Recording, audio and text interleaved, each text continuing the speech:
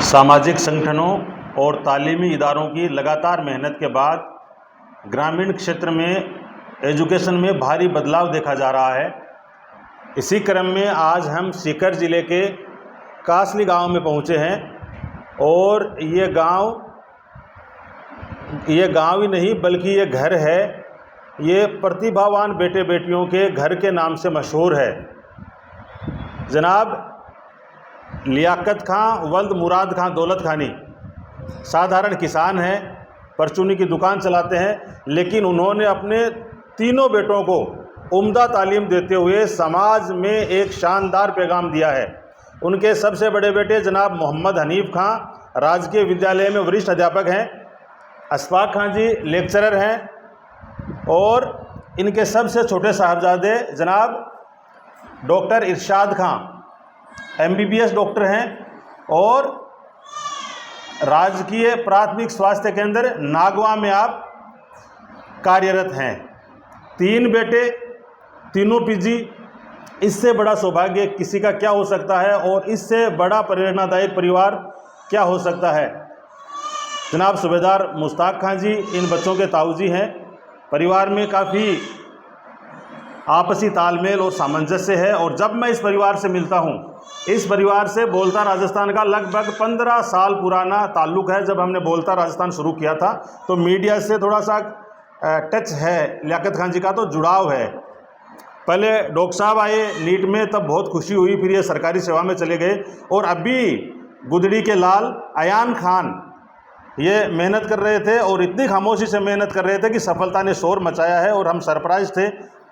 कक्षा 12 के साथ भी बच्चे ने शानदार स्कोर किया नीट में और कक्षा 12 के बाद पहला अटेम्प्ट था अयान का, तो बहुत बहुत मुबारक हो। Thank you sir. क्या चीज़ें थी, किस तरह से तैयारी की कि 12 जिसको 3-3 4-4 कुछ बच्चे ऐसे मिल रहे हैं कि और ज़्यादा भी अटेम्प्ट उनके हो रहे हैं, आपने बेड़ा पार कर लिया पहली बॉल पर ही, तो क्या मानते हैं किस तरह से तैयारी करते हैं आप? सर मैं 12th के साथ समझ चुका था कि ये इतना आसान तो होने वाला नहीं है, लेकिन फिर मैंने 12th के बाद जो अटेम्प्ट में PCP में गया, फिर उसके मैंने बहुत सारी चीज़ों पर जैसे वर्क किया। पहली चीज़ मेरे को जो सबसे महत्वपूर्ण लगी वो है कंसिस्टेंसी और दूसरी जो है वो है एक्यूरेसी। अगर आप इन दोनों चीज़ों को एक साथ तालमेल बिठाएंगे तो आपको उससे सफलता मिलेगी। किसको क्रेडिट जाता है आपकी कामयाबी का? सर मेरी पूरी फैमिली को जाता है। ठीक है, नीट में क्या स्कोर है आपका अभी? 535। 535 अच्छा स्कोर है, जो इस बार मेरिट आई है 525 तक भी लोग बाग मान रहे हैं। तो बड़ी जद्दोजहद है, कड़ी मेहनत है, कड़ी तपस्या है बच्चों की और आपने बहुत जल्दी सक्सेस हासिल की, इसमें बहुत बढ़िया बात है और आपने जान लिया कि आसान राह नहीं है ये। इसके अलावा जो बच्चे अभी तैयारी कर रहे हैं लाखों की तादाद में, उनके लिए एक नीट क्रैकर के रूप में आप क्या कहना चाहते हैं उनको? सर मैं तो यही कहना चाहूँगा कि जब बच्चा कोचिंग में शुरू में जाता है तो वो बहुत जोश में होता है, बहुत बढ़िया तैयारी करता है, लेकिन फिर बीच में उसका जो कंसिस्टेंसी है वो टूट जाती है। तो मैं तो यही कहना चाहूँगा कि आप कंसिस्टेंसी को बरकरार रखें और एक्यूरेसी पर वर्क करें और क्वेश्चन प्रैक्टिसिंग ज़्यादा से ज़्यादा करें। पहले एक प्री होती है, आपकी तैयारियाँ होती है सारी की सारी, तो उनमें कभी उतार चढ़ाव देखे आपने? हाँ सर बिल्कुल, बहुत उतार चढ़ाव रहता है कोचिंग के मॉक टेस्ट्स में, लेकिन आपको उससे घबराना नहीं है और अपनी मेहनत पर विश्वास रखना है। आप कहते हैं बच्चों को डीमोटिवेट नहीं होना चाहिए, तो आपको जब कभी कभी आप मेहनत के बावजूद माइनस चले जाते थे या थोड़ा डाउन चले जाते थे, तो कौन सी चीज़ आपको आगे बढ़ाती थी? सर मेरे को तो एक ही चीज़ आगे बढ़ाती है, वो मेरे परिवार की सफलता है। पहले जहाँ पे मेरे दादाजी एक दुकान चलाते थे, उसके बाद में मेरे पापा और मेरे चाचा उन्होंने भी सफलता हासिल करी। इससे बड़ी मेरे लिए कोई प्रेरणा नहीं हो सकती। जैसे मौजूदा दौर में ऐसे कहते हैं कि बच्चे नहीं पढ़ रहे, बच्चियाँ ज़्यादा पढ़ रही है, तो अब तो बच्चों में भी बहुत बड़ा सुधार है, क्या वजह मानते हैं आप इसकी? सर पहले की तुलना में बहुत ज़्यादा सुधार है और इसके तुलना बच्चे और बच्चियाँ लगातार दोनों लगभग बराबर ही पढ़ रहे हैं और मेरिट में भी लगभग सेम ही जा रहे हैं, तो इसके अंदर मैं कोई तुलना नहीं मानता और दोनों के सेम ही मानता हूँ। आपके बैच के बराबर के हम उम्र जो बच्चे हैं, उनकी कॉमन एक शिकायत हमें देखने को मिलती है, मोबाइल, क्रिकेट, बाइक और social media, Instagram, reels, stunt, ये चीज़ें लुभाती है आपको? साथ वाले बच्चों को कुछ को देखते हो आप, क्या क्या इसमें क्या सोचते हो आप? नहीं सर, मैं सोशल मीडिया से तो बिल्कुल दूर हूँ, और मेरे पास जब तक मैंने नीट क्रैक नहीं कर लिया तब तक मेरे पास मोबाइल भी नहीं था। क्रिकेट का शौक़ ज़रूर था, लेकिन मैंने उसको साइड कर दिया जब तक ये नीट क्रैक नहीं हो गया। बिल्कुल, जब तक आपको सफलता हासिल नहीं हो जाती है तब तक जो फालतू चीज़ें हैं उनका त्याग आपको करना पड़ेगा। ये संदेश अयान से हम ले सकते हैं। अयान के दादाजी, बड़े दादाजी जनाब सूबेदार मुश्ताक खान साहब हमारे साथ हैं।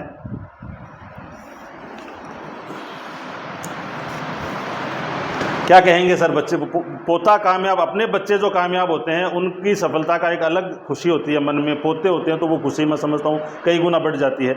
तो आज तीसरी पीढ़ी में इतनी बड़ी सक्सेस मिली है, क्या कहेंगे आप? नहीं, हमें इस बात की बहुत खुशी है, पूरे परिवार को और मेरी कौम को, मेरे गांव को।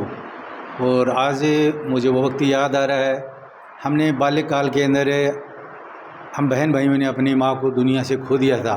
लेकिन उसके बाद मेरे वालिद साहब थे, उन्होंने अपनी ज़िंदगी का बहुत संघर्ष किया और बड़ी आर्थिक परेशानियों के अंदर अपना वक्त उन्होंने गुजारा।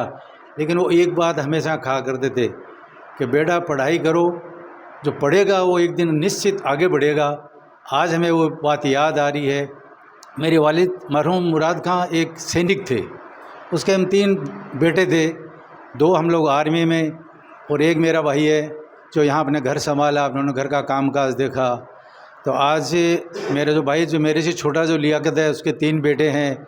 बड़ी खुशी है कि तीनों आज वो सरकारी सेवाओं के अंदर हैं, और जहाँ सरकारी सेवा में हैं वहाँ बड़ी ईमानदारी से और वफादारी से अपना काम करते हैं। और हमें सबसे बड़ी खुशी हो रही है कि इसकी दूसरी पीढ़ी के अंदर जो हमारा जो पोता है अयान, जो आज फिर डॉक्टर सेलेक्ट हुआ है, इसकी जो बड़ी बहन है आज वो MA B.Ed कर रही है। और मैं खुद आर्मी से रिटायर हूँ। मेरा एक बेटा है जो सिविल सोसाइटी में काम करता है। 2 मेरे पोते जो दोनों मल्टीनेशनल कंपनियों में इंजीनियर है। एक मेरी पोती है वो इसने B.Ed फाइनल किया है। सबसे छोटी वाली बच्ची है, पोती जो मेरी है वो आज LLB कर रही है। मेरे से 3 नंबर जो हमारा भाई है उस्मान गनी, जो भी आर्मी से रिटायर है, उसके 2 बेटे हैं। आज एक उनका बेटा जो फर्स्ट ग्रेड सूचना सहायक है, और दूसरा बेटा उनका जो B.Ed की तैयारी करके इंशाल्लाह बहुत कोशिश कर रहा है वो कि मास्टर की तैयारी के अंदर एक दिन ज़रूर ना उनको कामयाब करेगा। तो हमारे जो वालिद की जो दुआएं हैं, उनका जो संघर्ष है आज हमें याद है, उनकी प्रेरणा है। उन्हीं की मेहरबानी से आज हमारे बेटे एजुकेशन की तरफ बढ़ रहे हैं। और वो दिन आज इसलिए मैं बार बार याद आता है, उन्होंने कहा था कि बेटा एजुकेशन से बड़ा कोई हथियार नहीं है, जो पढ़ेगा वो एक दिन बढ़ेगा। और आज प्रत्यक्ष को प्रमाण की जरूरत नहीं है, अयान ने, उस परिवार ने साबित किया हुआ है।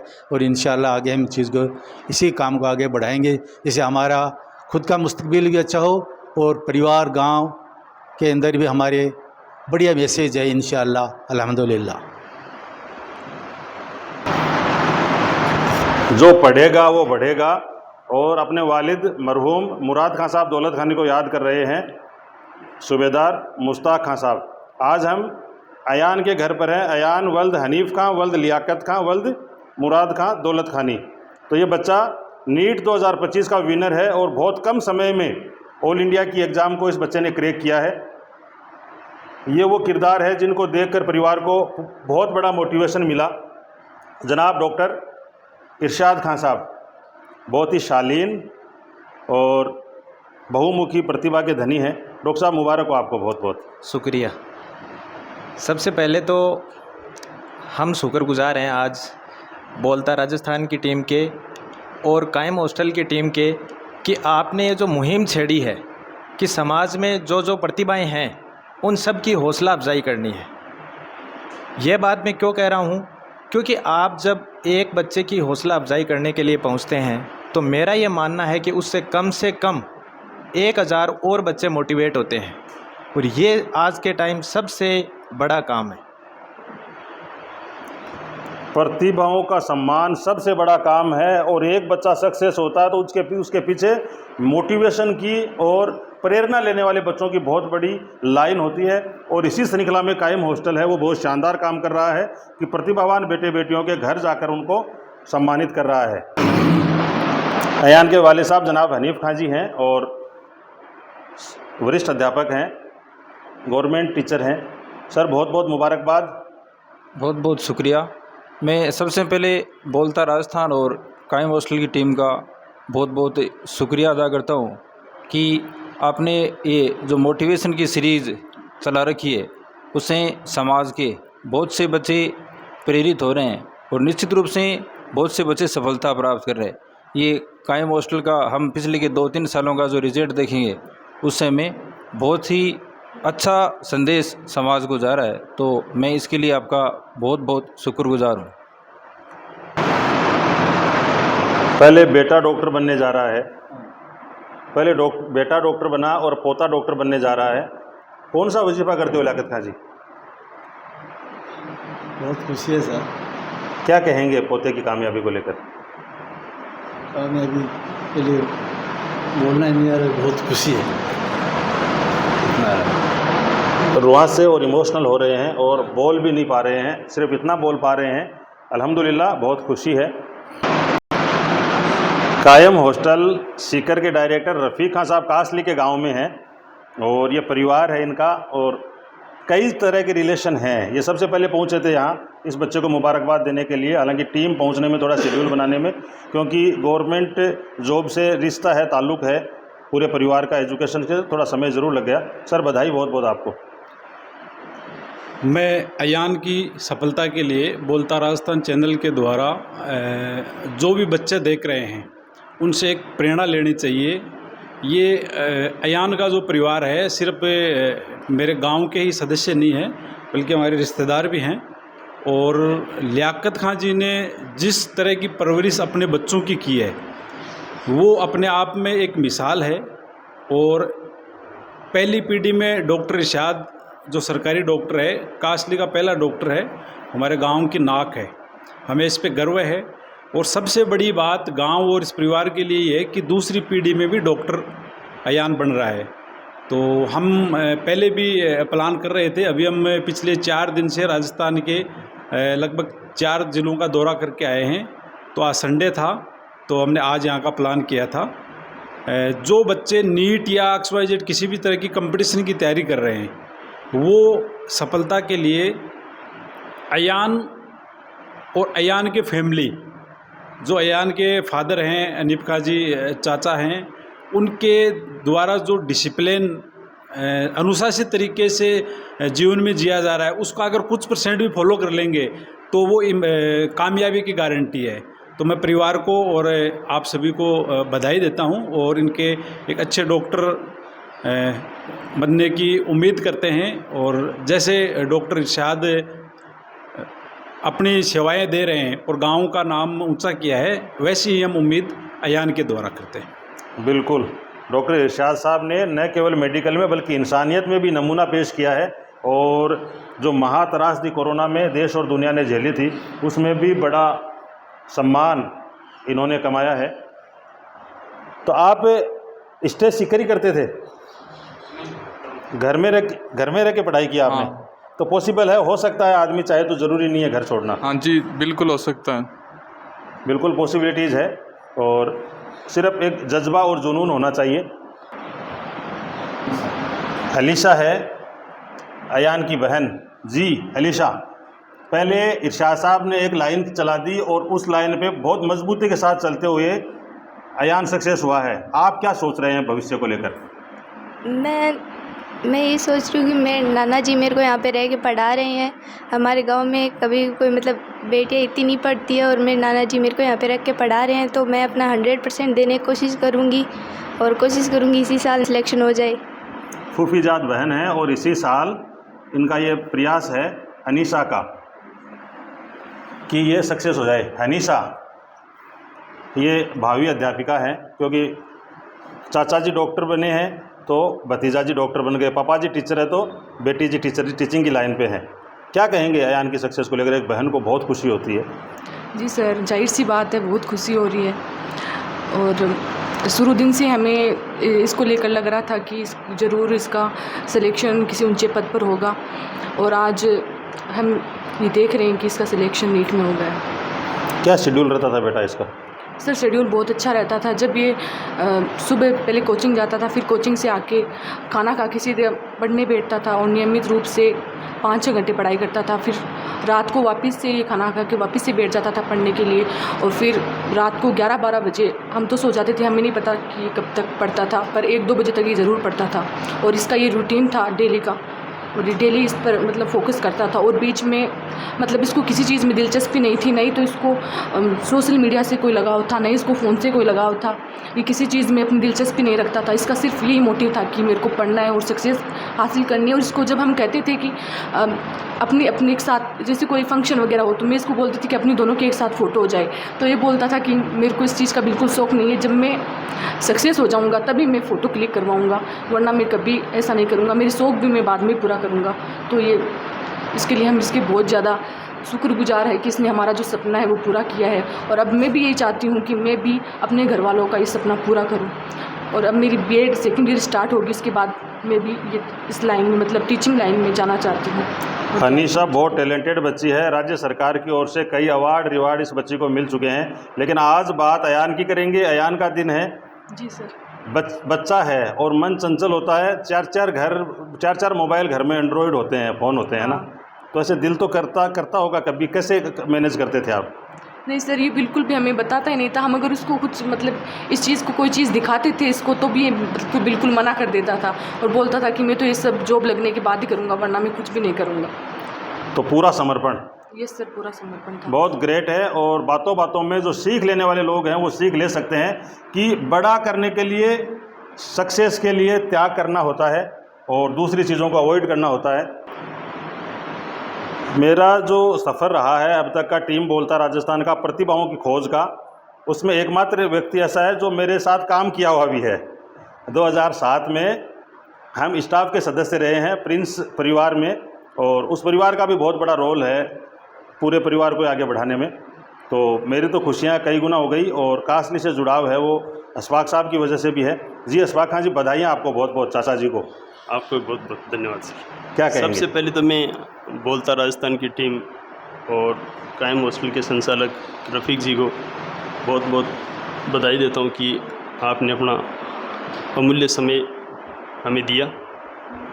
और आपके चैनल के माध्यम से मैं समाज के लोगों को यही संदेश देना चाहूँगा कि एजुकेशन सबसे बड़ा हथियार है, इससे बढ़कर कोई भी बड़ा हथियार नहीं है। एक परिवार के वालिद की जो संतान होती हैं उसमें संपत्ति का, जायदाद का, हर चीज़ का बंटवारा हो जाता है, लेकिन जो एजुकेशन वो हासिल करते हैं उसका कभी भी बंटवारा नहीं होता है। इसलिए आपके चैनल के माध्यम से मैं समाज के लोगों को यही संदेश देना चाहूँगा कि ज़्यादा से ज़्यादा एजुकेशन हासिल करें। और समाज के बड़े बुज़ुर्गों को ये संदेश देना चाहूँगा कि अपने बच्चों को जैसे तैसे करके एजुकेशन ज़रूर दिलवाएं, जैसे भी पॉसिबल हो वैसी। घर पर हम रोटी, कपड़ा, इन चीज़ों की सुविधाएं जो है कम ले सकते हैं, लेकिन हमें बढ़िया इंस्टीट्यूट में, बढ़िया जगह पर बच्चों को तालीम ज़रूर दिलवानी चाहिए। यही मैं संदेश देना चाहूँगा। अयान खान, आपने पिछला अटेम्प्ट दिया था 24 का, उसके मुकाबले और पिछले कई पेपर्स के मुकाबले पेपर बहुत डिफरेंट था। क्या सूरत हाल थी, क्या हालात थे जब आपने पेपर देखा? क्योंकि उसकी तैयारी की हैबिट नहीं थी, कोचिंग भी उस पैटर्न पे अब जाने लगा है, क्या कहेंगे उसको लेकर आप?